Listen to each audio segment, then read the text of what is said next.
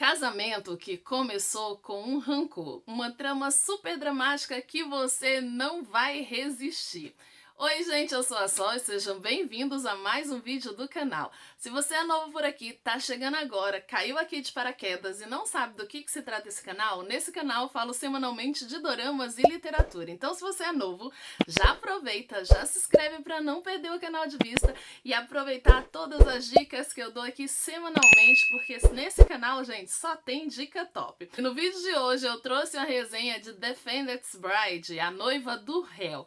Gente, esse dorama é de arrasar. Se você ainda não assistiu, talvez você tenha até preconceito por ele ser um lacorne, mas eu vou falar pra você, se você ainda não assistiu nenhum lacorne na sua vida, tá na hora de começar a assistir, gente. Vocês não sabem o que estão perdendo. São tramas maravilhosas e assim com enredos muito bons também, não deixa nada a desejar pros doramas coreanos. Talvez você não goste da linguagem, eu vou repetir, hein? Dá uma chance, gente, é questão de acostumar. Depois que você acostuma, não tem volta mesmo, tá? Você vai viciar em um lacorne. E hoje eu trouxe a resenha da Noiva do Réu. Gente, que dorama bom, sério. Se você ainda não assistiu, deveria assistir. Ouve a resenha e corre lá pra assistir.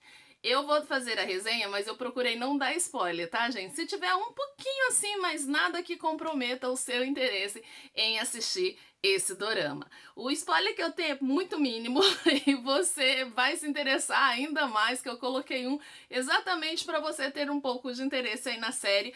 Mas olha, eu fiquei assim impressionada com a série, gostei bastante, valeu super a pena e esse daí entrou para os melhores de 2022, com certeza. Agora é sério, vamos parar de enrolação porque nesse canal não tem enrolação e já vamos logo para essa resenha para você se interessar e ir lá assistir A Noiva do Réu. A Noiva do Réu é um drama que além de um enredo sedutor, ele também nos trará uma incrível história de amor. O enredo vai girar em torno da Ig-jan. A Ig-jan é uma moça de família rica e ela caiu em uma enrascada armada por sua própria tia. Essa tia da Ig-jan é uma mulher totalmente trabalhada no vitimismo. Ela só faz coisas erradas e gasta o que não pode. Coisa que nem é dela, ela tá gastando e depois ela vai entrar em uma enrascada. E por conta dessas gastanças excessivas dela, ela foi capaz de vender a própria sobrinha para um mafioso chamado Sia. Gente, esse Sia é um totalmente sem noção que se acha, mas ele se acha mesmo, no direito de obrigar uma mulher a ficar com ele. Será que ninguém avisou pra ele que a mulher em questão tem idade pra ser neta dele? Ah, me poupe, né, gente? Esse Sia não dá, não desceu. Eu, sinceramente, detestei ele, fiquei desejando o mal dele o lacorne inteiro. Gente, e essa tia? Ninguém merece. Quem tem uma tia assim nem precisa de inimigo, né? Um parente assim, gente, essa parente aí da Ig-jan vale por todos os inimigos que ela virar a possuir aí no lacorne. Só que aí a Ig-jan, por sorte, ela consegue escapar dessa cilada e é salva por Si-chon, um jovem proprietário de um vinhedo. O Si-chon é um homem aparentemente frio, um homem com passado amargurado que não teve nem amor do próprio pai. O Si-chon e sua mãe, eles foram abandonados, né, pelo seu pai ao desdará nesse vinhedo aí há um tempo atrás. Isso foram exigências, né, da esposa do pai de Si-chon.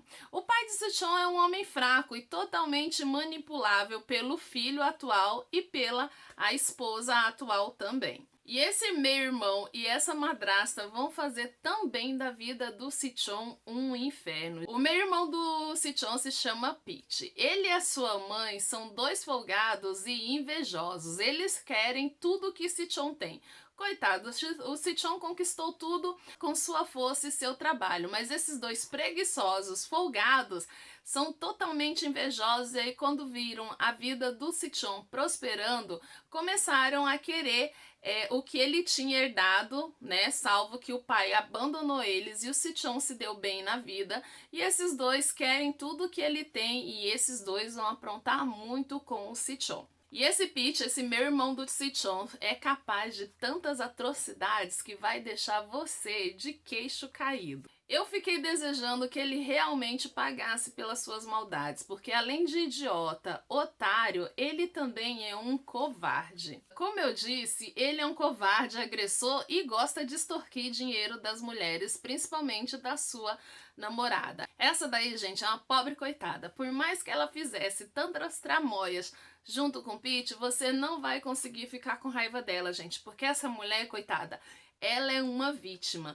Gente, a mulher é vítima desse homem. Esse homem abusivo, um otário e um covarde que eu fiquei torcendo assim tanto pra ele levar uma surra bem grande, mas eu queria que ele levasse uma surra ali no Lacoste, gente. Mas olha, o que aconteceu com ele lavou minha alma. Lavou mesmo, sério.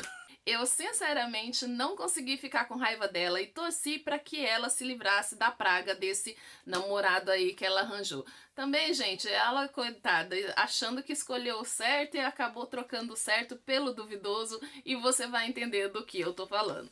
E não parou aí, hein? Se não bastasse tanto problema com a madrasta, com meu irmão e com a tia de Guijan, Sichon é um homem imã pra atrair problemas, porque vai aparecer outro problema também ali na vida dele, que se chama Mei. Essa Mei é meio louca, meio obcecada, e ela fará de tudo pra conquistar o coração do Sichon. Essa Mei, gente, ela parece mais uma mosca varejeira, aquelas bem irritantes, sabe, que fica rondando, rondando, rondando e você não consegue se livrar dela? Pois é, essa mulher é isso, totalmente. Gente do céu, eu fiquei pasma. Sério que eu descobri já quem que era ela ali no começo, né? Fiquei, porque tem um mistério ali sobre quem é a Mei na verdade, porque ela aparece assim meio que do nada. Ela se diz ser amiga do Sichon há muito tempo, mas isso foi a armação dela. Mas você pensa que na vida de Sichon é tudo ruim? Não, gente. Ele tem uma dupla maravilhosa ao seu lado, o casal secundário, a minha paixão. Esse casal secundário, gente, ganhou meu coração. Eles brigam muito, mas brigam muito mesmo. Mas a gente sabe que essas briguinhas deles ali no fundo tem amor no meio. O John, ele é o fiel escudeiro do Sichon e junto com a filha do inimigo do Sichon, a espirituosa e adorável Tu Peng, os dois vão ajudar o Sichon a resolver todos os problemas do vinhedo. Gente, sério, eu achei que a Peng era adotada e por muitas vezes eu me perguntei como um homem ruim daquele foi capaz de criar uma moça tão bondosa daquele jeito. Mas não temos como negar que o John e a Peng fizeram um casal maravilhoso e fazem um par perfeito. Tanto na ajuda no vinhedo ali, os dois são a dupla de trabalhadores maravilhosos que vão ser pau pra toda a obra ali pro Sichon, né? E eles vão ser o porto seguro do Sichon, porque os dois conseguem ajudar o Sichon nas situações mais difíceis. Principalmente a Peng. A Peng é uma menina assim muito inteligente, muito perspicaz e que ela tem uma ótima sacada pra tudo, tá? Por isso que eu gostei dela. Ela desse Lacoste, ela também foi uma das minhas heroínas favoritas. E quanto a Jan, o que ela mais quer é a sua liberdade. A Jan, quando ela foi salva pelo Sichon, ele acabou levando ela pro vinhedo dele. E aí, chegando lá, ele com segundas intenções, porque esse homem não tinha boas intenções, tá? Como dizem por aí, de boas intenções o inferno tá cheio. E quando chegou nesse vinhedo, a Jan acabou descobrindo a real intenção do Sichon. Ele propôs um contrato de casamento para ela e propôs também que se ela se casasse com ele durante um ano e pudesse dar um herdeiro para ele, que ela teria que cumprir com as funções de uma esposa, né? Essa foi a proposta dele, que ele pagaria a dívida dela. Ele acabou assumindo a dívida dela, pagou sim a dívida dela, mas a Jan mal sabia que iria viver um completo inferno ali dentro desse vinhedo. Por quê? O Sichon, ele acabava mostrando para ela e não perdia a chance de mostrar para ela o quanto a odiava. E a coitada tava ali, às cegas, sem saber realmente o porquê que esse homem odeia ela. E ela queria descobrir de fato. Só que aí, além de querer descobrir de fato o porquê desse ódio, ela também queria fugir desse local e queria se ver livre do Sichon e queria ser uma pessoa livre. Porque até então, a Jan teve o coração partido também. E aí ela também lembra desse primeiro amor dela desse coração partido que ela teve, né? E ela não confia mais nos homens também, né? Ela tem uma certa desconfiança dos homens. E aí a Jan vai começar a viver esse inferno a partir daí, então, junto com esses personagens que foram citados, que vão aparecer também para complicar mais ainda a vida desses dois. Agora, se você quer descobrir como que vai terminar essa história, porque eu procurei não dar spoiler, tá, gente? O que eu falei aqui foi bem uma resenha de contando de cada personagem como são. Eu espero que tenha despertado a sua curiosidade e você ir lá correndo assistir esse Lacorne maravilhoso. E aí, eu quero saber de você que já assistiu, e se você não assistiu, vai assistir, depois você volta aqui para responder essa pergunta. Você acreditou na vingança do Sichon? Você acreditou ali desde o começo que ele odiava a Yig-Jan e ele queria ver o mal dela? Enfim, gente, ele enganou você? A mim ele não enganou, não. Comenta aí nos comentários se você foi enganada pelo Sichon ou pela Mei também, aquela Mei louca lá, que, gente do céu, incrível. Comenta aí sem dar spoiler, mas se você for dar spoiler, pode sinalizar, tá bom? Porque sinalizando a pessoa não vai estragar a experiência dela assistindo o drama. Gente, esse drama realmente foi maravilhoso, surpreendente, eu amei e com certeza esse é um dos melhores Lacornes de 2022. Gente, só tá vindo Lacorne bom. Quem nunca assistiu um Lacorne deveria assistir para ter essa experiência e ver como eles são realmente maravilhosos. E onde você vai assistir esse Lacorne? Você vai assistir nos fansubs da vida.